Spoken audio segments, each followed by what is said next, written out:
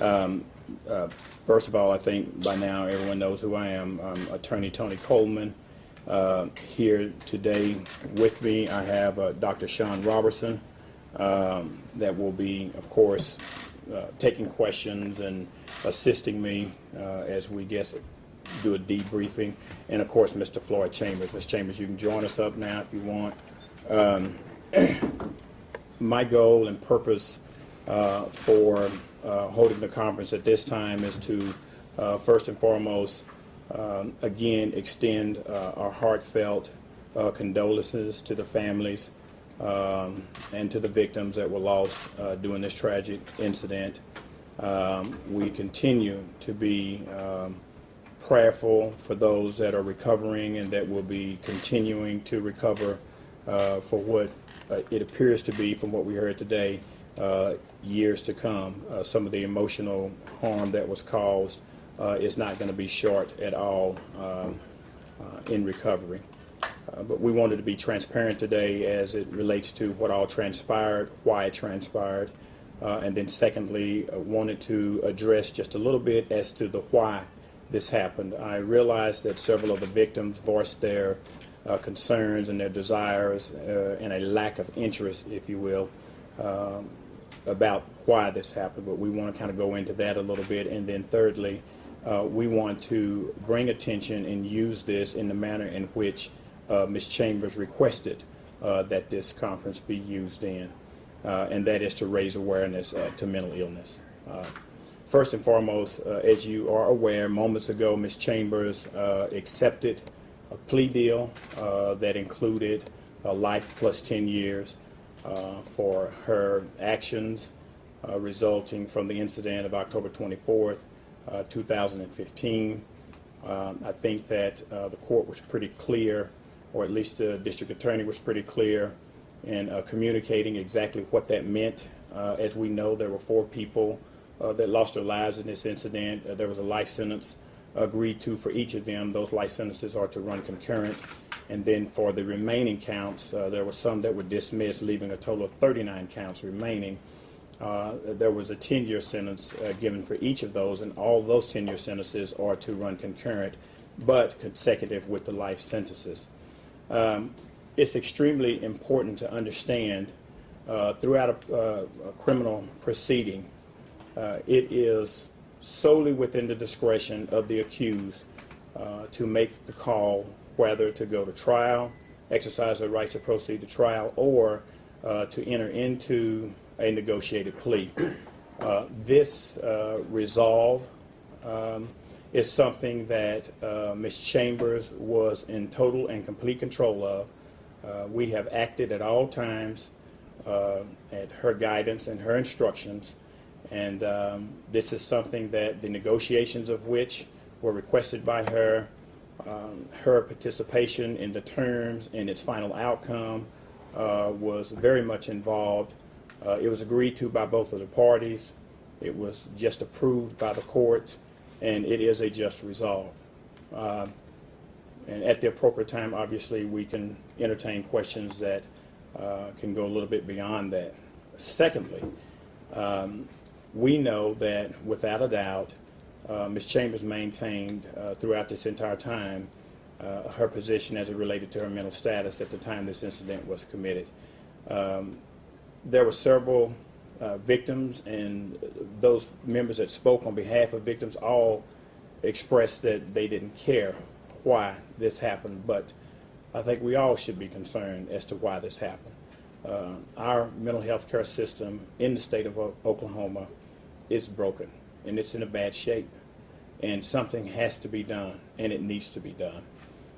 Ms. Chambers has signed a waiver of confidentiality that is limited in scope, but it is broad enough such that it allows Dr. Robertson, who is here present with us today, to go into some detail about exactly what it was that was happening with Ms. Chambers on this particular day, and to the extent that he can do so without violating anything, he's prepared to do that. We have Ms. Chambers express written permission to do so, and we will do that. And then thirdly, we want to make sure and that I will probably loop back around to it before we're finished. We want to make sure that the public as a whole, not just here in Payne County, but all across all 77 counties of the state of Oklahoma, our legislative session is about to start. It starts on the first Monday in February, and it will end the last Friday of May. We are imploring or calling to action every citizen in the state of Oklahoma to put pressure on your legislatures to make mental health a priority. Make mental health a priority. Ask the tough questions of what do they plan to do about the shambles and repairing the shambles of the condition that our mental health care system is in. And so we'll conclude with that, but with that then I'll take questions. Tony, what was the first offer that you all made to Laura regarding a plea agreement? She mentioned to us that it had gone back and forth several times.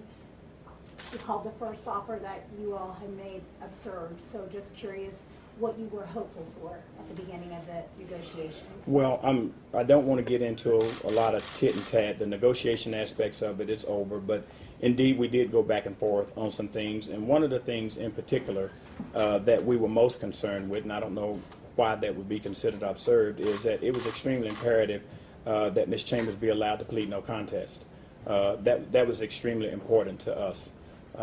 There was and still remained an affirmative defense for Ms. Chambers, and that is the defense of not guilty by reason of insanity. We felt strongly that we had everything that we needed to prove that, but it was not our call to go forward with that. So we started with that, and I think the negotiations eventually came to rest as it relates to. But we did at some point reach out to the district attorney about some other offers, some other compromise offers, and if she called it absurd, then I'll just leave it like that, because I felt that those negotiations were confidential, and I'm going to keep them there. But that was your most important thing, the no contest. That is exactly right. Yes. She did say that she felt that it was not about mental health, that she would not allow a criminal defendant to hide behind a mental health defense. Is that an appropriate statement? From a prosecutor, yes. That would be an appropriate statement from a prosecutor. But it's not a matter of hiding behind a mental health defense. I mean, we had clear evidence. I mean, I think the difference between what we did, what I set out to do from the very beginning, for those who have followed me throughout this process and were present during the initial press conference, I was adamant about protecting the information that was being produced about Ms. Chambers.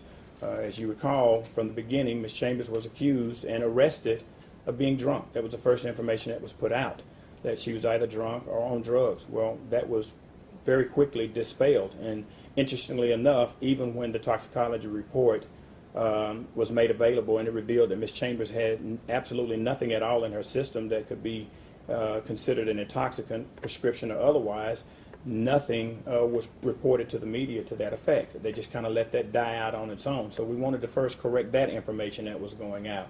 As you heard earlier, there were at least one or two victims that made references to that this should be categorized as a terrorist attack. I understand due to the violent nature of it, it's natural that they would think and feel that way, but there's no evidence, none whatsoever, that Ms. Chambers was tied to a terrorist cell. I said from the very beginning that I was not an expert. I have an expert here present with us today, and he can further my thoughts. They were more than just hunches. They were based upon my experience in representing mentally ill individuals. I have several clients right now who are suffering from mental illnesses, and I was able to recognize that that was something that Ms. Chambers exhibited at the time when I first met her, and I was not going to stop until I got her evaluated. And what was most important at that time was that Ms. Chambers be evaluated as close in time as possible.